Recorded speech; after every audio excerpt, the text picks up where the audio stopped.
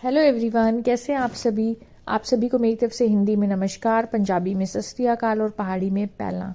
तो आप सोच रहे होंगे कि ये नेगी साहब क्या कर रहे हैं। तो चलिए आज मैं आपको बताती हूँ हम लोग क्या बना रहे हैं। अपना सीक्रेट आप लोगों के साथ शेयर करती हूँ। ये हम लोग बना रहे हैं हर्बल हिना मेहंदी, जो हम लोग बालों में लगाते हैं।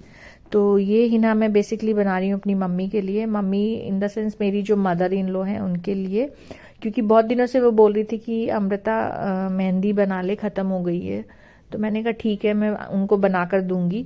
पहले जो मैं मेहंदी बनाती थी बड़ा लंबा प्रोसेस था, जो मैंने अपनी मम्मी के यहाँ से सीखा है, बेसिकली तोतू की नानी के यहाँ से। बचपन से वो ऐसे ही करती हैं, जड़ी बूटियाँ साबुत लाती हैं, फिर उनको पीस कर भिगो कर जो भी उनका प्रोसेस है वो करती हैं और हेयर पर अप्लाई करती हैं। बट अभी तोतू के साथ पॉसिबल नहीं था कि मैं सारी चीज़ें साबुत लेकर आऊँ, फिर उन्हें पिसवाऊँ और फिर उसके बाद हीना बनाऊँ।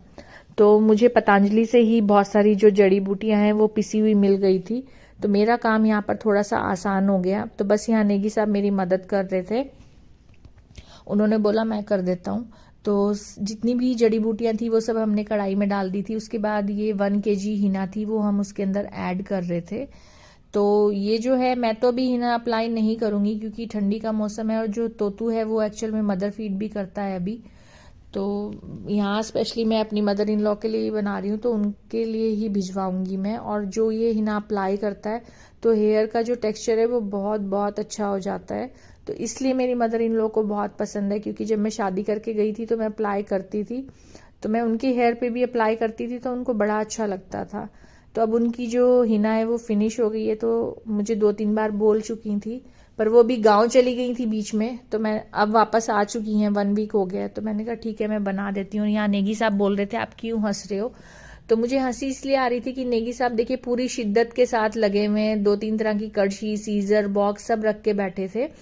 और इतनी हिना से हमारे जो हैं वो 3 बॉक्स फुल हुए थे। तो यहाँ पर जो 2 बॉक्स हैं वो तो मैं मम्मी के लिए भिजवाऊंगी, और 1 बॉक्स मैंने रखा है कि कभी जैसे नेगी साहब बोल दें या मैं मुझे लगाना हो, या कई बार क्या है कि बाबू आ जाती है तो वो लगा लेती है। तो अभी नेगी साहब रेडी होंगे, उनको निकलना है अपनी मम्मी के घर, क्योंकि हमारा सिलेंडर भी लाना है। और ये देखिए मम्मी के लिए मैंने 2 स्वेटर और ये उनका एनवलप है और हिना है, और भी काफी कुछ सामान था जो मुझे भिजवाना था, वो सब मैंने निकाल के रख दिया था। यहाँ नेगी साहब सारी चीजें पैक कर रहे थे। और मेरा करवा चौथ का शगुन इसलिए लेट हो गया क्योंकि जो मेरी मदर इन लॉ हैं, फादर इन लॉ हैं, वो यहाँ पर नहीं थे, वो लोग गाँव गए हुए थे। तो इसी वजह से मेरा करवा चौथ का शगुन देना डिले हो गया। अब नेगी साहब वापस आ गए थे और नीचे आकर फिर नेगी साहब ने हमें कॉल किया कि आप आ जाओ, पोलियो बूथ लगा हुआ है। तो तोतू को हम पोलियो ड्रॉप्स पिलाने के लिए नीचे ले आए थे। और यहाँ देखिए बाबूजी आज गाड़ी में नहीं बैठ रहा, कह रहा है डैडू आप मेरे पीछे आओ। अब मैं मिल रही हूँ आपसे नेक्स्ट डे, और आप सोच रहे होंगे कि मैं ये बाइक राइड पर कहाँ जा रही हूँ। एक्चुअल में क्या है कि नेगी साहब के कोई रिलेटिव हैं, वो हॉस्पिटल में हैं, तो बस उन्हीं को देखने जा रही थी मैं तोतू को स्कूल छोड़ने के बाद। और अब वहां से हॉस्पिटल आने के बाद फटाफट नहाकर मैं सीधा पहुंच गई स्कूल। स्कूल में लगा हुआ था बुक फेयर। तोतू के स्कूल में 2 से 3 दिन चला था ये बुक फेयर, और तोतू को बुक्स इतनी ज्यादा पसंद है कि मैं आपको बता नहीं सकती हूँ। उसने जितने भी दिन बुक फेयर रहा उसने एक बुक जरूर परचेज की, तो ये बहुत अच्छी बात है। और मैंने उसको बुक्स दिलवाई भी, जो उसकी एज ग्रुप की भी नहीं थी, वो भी देखिए उठा उठा कर इतनी हैवी बुक्स ला रहा था, तो ये अच्छी बात है। अब है नेक्स्ट डे और हम लोग जा रहे हैं तोतू की नानी के हाउस। जो नेगी साहब हैं वो हमें तोतू की नानी के हाउस छोड़ेंगे और वहां से मिट्ठू को लेकर जाएंगे। गाड़ी में कुछ काम करवाना है, एक्चुअल में जब से गाड़ी ली है तब से सीट कवर वगैरह कुछ नहीं लगवाए हैं, तो बस हम जा रहे थे नानी हाउस। गाड़ी का काम हो चुका था, नेगी साहब और मिट्ठू वापस आ गए थे और ये लोग कर रहे थे अब लंच। इन्होंने बोला कि आज हम आउटसाइड ही लंच करेंगे, तो इसलिए मैंने मम्मी से खाना नहीं बनवाया। लंच करने के बाद हम लोग चले गए थे सीधा पतंजलि स्टोर। एक्चुअल में कुछ चीजें मैं पतंजलि से ही लेती हूँ, जैसे कि मैंने बताया था देसी घी हो गया, काओ का जो देसी घी है, और आटा वगैरह।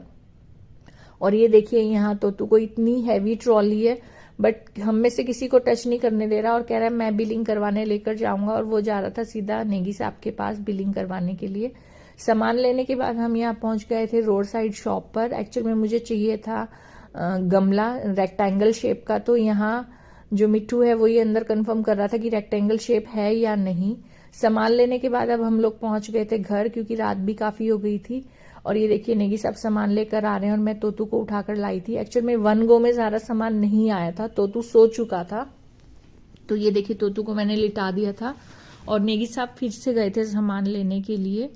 तो ये देखिए नेगी साहब और जो बैग रह गया था वो लेकर आ गए थे। तो देखा दोस्तों आपने कैसे दिन कितनी जल्दी जल्दी निकलते जाते हैं। डेली हर दिन नई चीजें होती हैं जो हम एक्सपेक्ट भी नहीं करते हैं और बहुत अच्छे से मतलब सब कुछ हो जाता है। तो बस दोस्तों इसी तरह अपना प्यार बनाए रखें।